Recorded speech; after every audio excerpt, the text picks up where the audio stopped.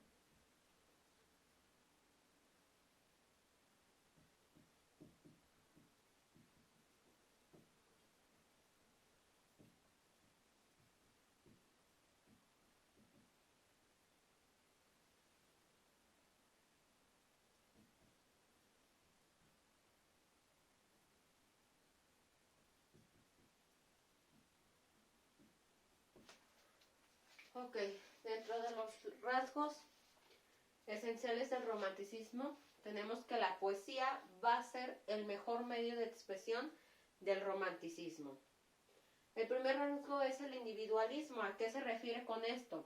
A que el poeta va a hablar en primera persona. Este va a querer comunicar sus sentimientos, sus experiencias y sus deseos. Por eso se refiere a individualismo, porque el poeta siempre va a hablar en las obras en primera persona. ¿Por qué? Porque este va a desear comunicar al lector, a las demás personas, lo que él está sintiendo, ¿sí? Lo que él está pasando en ese momento, lo que él desea y las experiencias que él está teniendo en el momento. Segundo rasgo, sentimentalismo. Dentro del sentimentalismo está tristeza, melancolía e individualismo. Se dice que el poema Crepúsculo de Enrique Heine tiene todas las características del sentimentalismo, que es tristeza, melancolía e individualismo, o sea, todos los sentimientos. Identificación con el paisaje. Estos tenían una actitud vacilante ante la vida. ¿A qué se refiere con esto? A que no se tomaban la vida en serio, a que nada lo veían con seriedad en la vida. Que solía llevarlos, obviamente esta actitud que tenían vacilante ante la vida, que no tomaban nada en serio, pues los solía llevar a la desesperación. Estos preferían los paisajes solitarios, los llevaba al pesimismo y por lo tanto por eso iban a preferir los paisajes solitarios. Por eso se decía que ellos preferían alejarse del mundo, alejarse de las personas. Después tenemos lo sepulcral. El sentimiento de soledad y pesimismo se complementa con la visita a ruinas, sepulcros. Sus sentimientos son enfermizos. Dice, el sentimiento de soledad y pesimismo se complementan con la visita a ruinas, sepulcros, cementerios a la luz de la luna. Por tanto, obviamente, pues una persona que decide ir a sepulcros, a ruinas, pues va a tener ciertos sentimientos enfermizos. La mujer. Se dice que a esta dedicaron los poetas románticos lo mejor de sus poesías. Estas eran el centro, la mujer era el centro de sus pensamientos, el mundo de sus ensueños. La mujer es espiritual e idealizada, ¿sí? Por lo mismo que la mujer era el centro de sus pensamientos, pues llegaban al extremo de idealizarla, de hacerla perfecta. Exotismo. El romántico va a buscar la evasión, pero una evasión tanto en el tiempo y en el espacio. ¿A qué nos referimos con en el tiempo y en el espacio? Pues el romántico decide, por esta situación, que decide ir a sepulcros, a ruinas, a alejarse, ¿sí? A preferir paisajes solitarios, pues obviamente van a buscar evadir el tiempo en el que se encontraban y no nomás el tiempo, sino en el espacio, ¿sí? Por eso las obras, la mayoría de obras que hablan del romanticismo, hablan como si estuvieran en otro tiempo, como incluida la fantasía, ¿sí? Tienen mucho de fantasía. ¿Por qué? Porque evaden tanto el tiempo y el espacio. El tiempo actual en el que se encuentran lo evaden. Y así llega a lo lejano, lo misterioso o lo exótico. ¿A qué nos referimos con lo exótico? A lo fuera de lo común, a lo extravagante. La Edad Media como modelo. El romántico tuvo especial interés por revivir hechos pretéritos, sentimientos y sucesos. O sea, cosas que ya habían pasado. El romántico tenía interés en revivir esos sucesos de épocas pasadas. Por eso es la Edad Media como modelo. Poesía narrativa es aquella que está sustentada por una trama, una historia y el elemento lírico o incluso una anécdota. Lo enorme y excepcional. Al romántico le gusta lo desmesurado. ¿A qué se refiere con lo desmesurado? Al romántico le gustaba salirse de los límites. No le gustaba siempre escribir dentro de los límites que se estaban marcados, sino a este le gustaba salirse de lo común, llegar a lo exótico, a lo extravagante, a lo desmesurado, lo ilimitado, el dejarse guiar más por el sentimiento que por la razón lo hace ser exagerado. ¿Por qué? porque obviamente si en todas sus obras iba a evadir tiempo, iba a evadir espacio, prefería paisajes solitarios, pues, ¿qué iba a pasar? Que se iba a salir de la realidad. Sus obras iban a tener más fantasía que realidad. Entonces, ¿y por qué? Porque hacía que se dejaba guiar más por el sentimiento que por la razón. No razonaba en ese momento si la obra estaba siendo más de fantasía, si se estaba yendo a lo fantasioso. Ok, hasta aquí sería el tema del día de hoy.